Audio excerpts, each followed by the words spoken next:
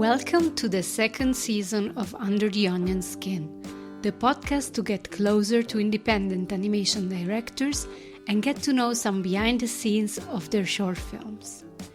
My name is Giulia Martinelli, and each time I talk to a different director about an animated film they made.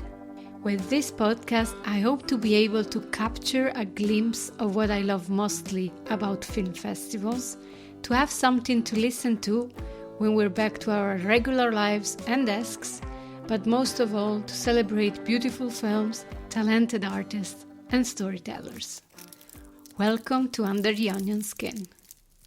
Buongiorno people. In this episode I bring you to a cafe in Annecy where I had the chance to sit and chat with the animation collective Muta Animation, a group of 4 incredible women who are the hands and minds behind the animated documentary The Meatseller. It's Margherita Giusti, Viola Mancini, Elisabetta Bosco and Elisa Bonandin. I let them introduce themselves in the beginning so that you can get to know their voices.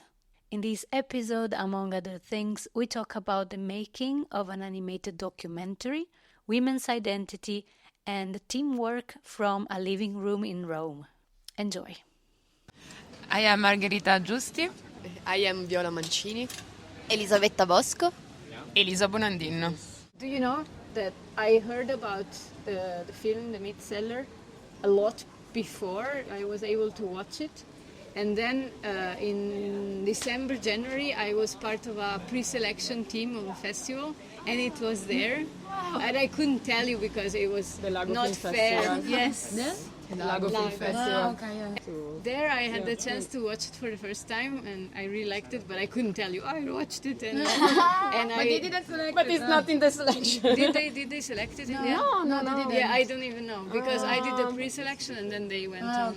Okay. Well, that's unfortunate for them, but for me that was the first time I watched it, and I was very happy here to watch the second time. So yeah, I'm very happy I saw it twice, and I'm also happy that it won some nice prizes. I feel like you're having some good recognition for this work. So I don't know who and where do you want to start, but I would like to know how this project started, the topic, how did you come together and started to work on it? Okay. Yeah, the idea started after our film school, because our film school was also an animated documentary, and I wanted to do some animated films about women who emancipated themselves through like their jobs, work, and but then COVID happened, and I had to get back to Rome, and I met Selinna, because a friend of mine used to work in the Center for Women, where she was, and she was a butcher at the time. She was working as a butcher in Rome, and the first interview was, she was so strong, she was so like powerful, and then I decided just to do a story about her because I really liked her, and she was she has this amazing voice, no, like in the film. And so, yes, I started to do interviews for 1 year with her and my friend Margherita. And then I wrote the script, did the storyboard, and I was looking for a production. And so, yeah, Frenzy Film Company decided to help me. And then, like in the September of 2022, they moved together in my house in Rome, and we started the artistic, the pre-production and all the concept. Yes. All together, you moved in the same place. Yes. Yeah, in my house. Yeah, I mean it is important to be in the same place to do this. Yes, it is. But this means that it happened quite randomly that you met the right subject for your story, because you said you went back to Rome and then you met her. Yes. Or you were already looking for something like that? No, I was looking for that kind of stories. Yeah. And then Margherita told me, I'm working with this girl, and she is really strong, and she has this amazing story, but also she's a butcher. And for me, the fact that she was a butcher was like, okay, that's what I want to tell. And also because I didn't want to do a film about migration. I think the film is more about like women identity and the relationship between our body, her body, and the meat that she cuts. Yeah. So that's what I wanted to do, and also because she was so obsessive when she was telling to me how she cuts the meat, and she was really like, I don't know, it was like not cathartic for her, but a bit. Yes. And that's, I think, that's why I really fell in love with the story. Yeah, I think the flesh metaphor is really powerful, and it almost seems constructed, but it's a real story, because it's so great, that she's cutting meat, and that's her job, and that's what her dream since she was a child. And then in the end, it's also this metaphor: she is the flesh, she is the meat. Yeah. I think this is really great how you played around. Yeah, but this. you know that in the first interview, and it was like a chat together. I didn't know her. I wanted to just to meet her, to know her well. And then we didn't have like any questions left. And Margherita, my friend, asked to Selinna, "What animals you think you are?" And she answered, "I'd like to be a cow because that's my experience in life." So, and from that sentence, everything started in my mind. Well, I think it's great. Also that you have this moment when she says something and you're like, okay, this is the take, this is the point. The view. Yes. That's very nice. At some point, you all together, you met in the same physical place to start the pre-production, I guess, right? Mm-hmm. Yeah.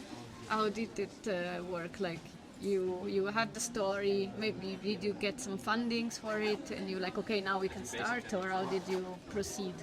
Actually, I had the script and the storyboard, and with my friend of mine, and he's an editor, we did an animatic. And I met a Belgian producer in the Monstra Film Festival, and he was really interested to the story, but he needed an Italian co-production. I worked with Luca Guadagnino before, and I knew that he was interested to animation, so I sent everything to him, and he really liked it. So he decided to produce the film, but it was like a long process because it took 6 months to start everything. But I think It's normal. already a good... Yes, of course. Sometimes it's even longer. Yeah, no, but they had the production had the funds from the ministry for like the automatic. Yeah. Oh, that's nice. Yes, So I you- waited not so long. Okay, and so you decided, okay, let's create the studio at my place. Well, no, it was no. I decided to ask to them to move together, but the studio was actually in another animation and cinema studio Yes. in Rome. So yeah, fortunately we didn't work in the same place where we. But you already were a team. You already worked together for the graduation film. You Yeah, were we already had this collective, Muta Animation, and we did some work together during the COVID. No, I think that's very good. Also, that you already had a team and you had the chance before to test the collaboration, and you knew that it was a great, strong team. So that helped for sure. That you didn't have to go through a recruiting process. And No, just for one animator, but we already had a lot of good animators like Milena Tipaldo, Carlotta Vacchetti, Giulia Landi, and so we already like were sure and know, yeah. And I'm also curious about how the graphic style developed. First of all, was it something you did all together in Rome, or was one person's job? How did it go? Okay, at the beginning, each of us start to sketch random things, and I think that helped to get out of our comfort zone, because each of us did something different, and then we develop better Together. together. And I think that has enriched a lot the collaboration in the film. Yeah. Yes, we put a lot of trust, I think, in all the team, and everyone put a little of ourselves in the story. We really like the painting style. Yes. Yes, it was in our reference. Yes, we decided to use paper because we really like it, but also because there are a lot of material things in the story, like the meat, the water, and so instead of try to replicate in digitally, we say okay, let's use paper because it's more funny for us, and there is the texture, like the Physicality of the medium, makes sense. But it also made for you the process more long, I guess. Yes, maybe it wasn't the easier choice, but I think we were satisfied in the process. Yes, we are fans of fake it until you make it. Now it's like, okay, we don't know what we are doing, but we know that we want that style. Yes. And so, yes, let's do it. It's okay. Let's try, yes, makes sense. Yes, and also we were very tired to use always computer, so Yeah. But did you just animate straight on paper, or you had first a digital layout and then coloring? I don't know. No, the animations is all digital. Okay. And also the layout and so. And after maybe some scene in cleanup is by painting on paper, and some scene on paper, but only the color part or the cleanup part. and all the backgrounds are on paper. Yes. This is interesting. Okay, now and this you managed to do like a sort of teamwork, so that you divided everybody as a speciality, or you did everybody everything? How did it work? No. Yes, we trying to split to split the group for each specialty. So each of us start to work for example, in my case with Elisa in the part of character design, and then after the animation part in the cleanup part. Yes. And then like in the end we start after all the when the animation end, we took all the animation and start to do what we decided at the beginning. So about the style and the style and yes. Also in the end, try to do stuff that we thought about at the beginning. So it was like a experimenting part also at the end. So we took the animation and start to paint by hand in the paper, and also we studied at the beginning the style for the color and the cleanup part to set up a part to study the style in the how to say it the more digital part. So in Photoshop we tried to mix the digital part and also the drawing part. Yeah, how to combine yes, them. exactly. I remember like we were at the last month and we had to do the final scene, and it was like we thought to do it in digital in the Photoshop. Yeah. But I just look at Viola. We were so tired, and Viola, why don't we do it on paper? And she was like, okay. We start to print every animation ink on paper with the brush, very tiny brush, all the last month, and it was like Intense. yes, intense, Yes. really Very intense, very intense. And then I guess because it was all this back and forth between digital and painting, then you had to do a lot of compositing or a lot of scanning and Yes. Yes, actually, we had the only big problems we had during with the production plan was the compositing part, because I did all the compositing in just 1 week, and we didn't have the studio at the time because it was like we were running late. So they kicked off, kicked us off, yes. And so we passed this week in my house without sleeping. In the living room, we had all the computers in the living room, and my cat sleeping in. That's why before I thought you were working from home, because I think I saw this picture. Yes, it's a very famous picture. And she was like, "Okay, we're in a good point, right?" I don't know, and we were so tired because we saw the sun going up and then going down, and she decided to sleep like power nap, like. Yep. 15 minutes sometimes. Yes. And she was finishing the last scene, and I was like compositing everything together. It's like a non-stop process, like power nap working. Yes, never again. A lot of cheese. I see, because my father like took us the food. Yes. And I don't know because at a certain point I said I'm gonna take care of you because you're not taking care of yourself. He asked me what do you want to eat, and she said cheese, and then any cheese or there was a specific cheese? No, cheese in general. Sarah, this father with a lot of cheese, and for 1 week with its only cheese. Okay. Yeah, but we arrived and jam and tomatoes as well. But we arrived at a point that we didn't know what time it was, and like we didn't get hungry at all. It was like, I don't know, 1 o'clock in the morning, and we didn't have lunch. Yes. And it was so It strange. was like the final home stretch, like the final sprint. Like the horse. Because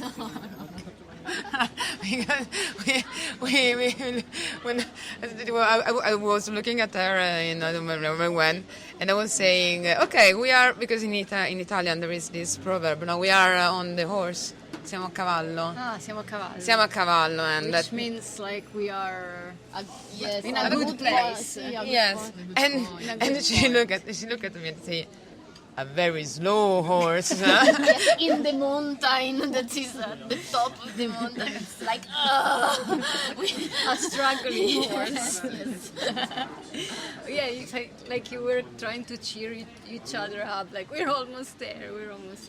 Yeah, but I imagine like the last moments, the last weeks, the last months are always very tiring because it's been a long process, but you're almost there, so you really need to get it done, and it's tough. But it's good, I think, to have a team because you can cheer each other up and go through that moment. Yeah, but I think also the fact that we live together for so long and we are still friends. So.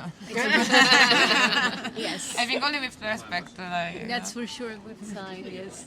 And before I didn't ask you, but you started already with the audio, having the audio? Yes, actually, because I recorded her during this year of interviews.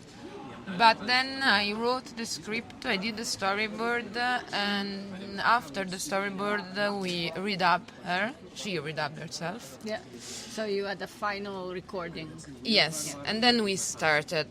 And then like in the middle, the producer wanted to add a scene, so I had to recall Selinna, and yes. Okay. But we already had the voiceover when we started the production. But it was so good to be in Rome and have her not too far away. No, actually no, because she was in Bergamo. Ah, okay. Yeah, she moved to Bergamo because she was pregnant when we did the interviews. Okay. So when she moved to Bergamo because her boyfriend lives there. Yeah, we decided to do the pre-production even before she was already in Bergamo. Okay, so when you had to re-record, it was not so easy to. No, but we paid a ticket train, and yes, she arrived with this baby prince, and he was baby prince. Prince is the name of our son, Principino, and it was so funny because the first time we were in the mixing studio, and it's a very important mix studio in Rome with a lot of producers and directors, and she was she was breastfeeding this baby, Prince, in the hall of this, with every like directors and also the second time, and Elizabeth was with me. Prince was a bit old, like 1 year. Yes. Okay, yes. So overall, how long was the process? 9 months of production, but I started in 2021. So yeah, maybe 3 years. Yes, all in all. Yeah. And about Selinna, is her name? Selinna, yes. How was the reaction from her? I mean, I think she was part of the process somehow because Yes, you yes, go of back and forth, but did you have a sort of screening with her to have a... Yes, actually, she didn't want to watch the film before the cinema. Like Yes. we asked her with Margherita. We called her and we asked, do you want us to come to Bergamo, or do you want to see it in Venice? And she said, no, I want to see it, in a good cinema. And but I think Venice for her was very, very stressful. She also come with Prince. I don't know. She was like a bit shocked after the screening. Okay. And she said to me only that her voice is really ugly because it sounds like a man's voice. Okay. But and I said, no, that's normal, Selinna. Your voice is so powerful, but that's normal if you're not really... Yeah, also in general it's normal not to like your own voice when Yes, you listen to yes. the recording. But I think it's a good sign that she trusted you and she didn't want to see it before the Yes, premiere. actually, she saw a work in progress. Yeah. And when we had to add a voiceover, and the only thing that she said to us was, but that car is not the car we took in Saba. So we had to change the car. But it's the only thing she... And also the mom. At the beginning, we draw a very small mom, very cute mom. And one time we asked Selinna if she have a photo about his mother in the market. Yeah. And she sent us a video of this very strong woman with a big knife. And so we changed everything because it was like a Viking. Yeah, it's good. First of all, it's good that you asked, and then it's also, I think it fits also again the topic and the story to have this powerful woman. And also she says in the interview that she looked like her father, but she had like the same strength of the mom, right? So I think it's Yes. good that the mom looks so powerful Yes. with the knife and all. Yeah. Yes, I think it really works as also beginning of the story. You know, you hear about this family when the father goes away or disappears. I don't remember. And you imagine, the mom has to carry on the family, take care of the kids, and work as a butcher and cut meat in the market. So yeah, I think it needs to be strong. But also because the fact that when it was so not beautiful, but it was also strange that her story, how she tells, how she told me the story, was without any man. It's like in the story, everything she said to us, the Nigerian part was about her mother and her sisters, and Joy, the bad character, was a woman. He's a woman, and she never told me about like a specific man in her life, and she kept saying to me that her mother taught her to be independent, an independent woman. Yes. And so that's also like an interesting part of the film. Yeah, I agree very much. It's, as you said in the beginning, it's also a lot about female identity, and so how you have an identity without a man. In this case, I think it is a very strong message that there is no father figure or a male figure in the story. Yes. And also Giovanni in Italy, no? Is the older, is the woman in Italy who take care of her. Is always a woman, like another mother, no? Yeah, exactly, like a second mom. Yeah. How was the feedback that you got so far? I mean, well, overall in general was good, I think. But I don't know if someone doesn't like the film, I don't know if they say to me. No, I want to know, are you happy about how the film is going around? Yes, I'm really happy. Also because I am spending so much time. I'm spending so much time and forced to do also the distribution, and I didn't expect all this Success. Yeah, success.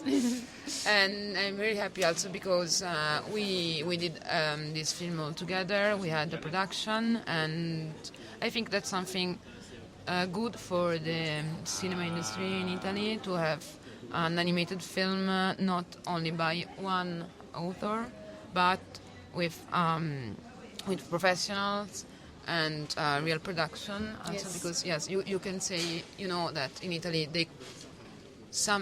these kind of films they can be done. No. Yes. I also think so. I am very happy, and I was very happy when I saw it, that you managed to do this, to show that it's possible, that it's working, and that there is people and talents able and willing to do this kind of films. I also think it's great that it's a documentary, because it means usually there are animation festival, film festival. It means that it can have a broader distribution. So I also think it's great.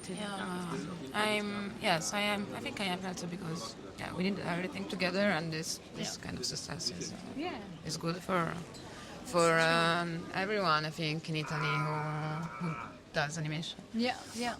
Very happy we managed to do this. Do you cry when you cut onions? Yes. I don't breathe, and I.